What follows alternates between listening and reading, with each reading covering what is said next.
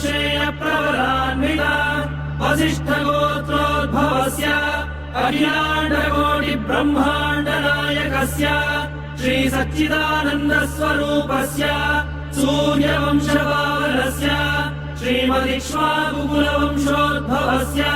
श्री रघुमहाराजवर्मणः प्रपौत्राय अजमहाराजवर्मणः पौत्राय दशरथमहाराजवर्मणः पुत्राय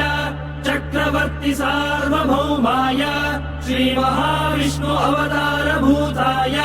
भरतखण्ड आत्मस्वरूपाय श्री पट्टाभिरामचन्द्र स्वामिने श्रीरामचन्द्रं सीता लक्ष्मण भरत शत्रुघ्न सहित सदा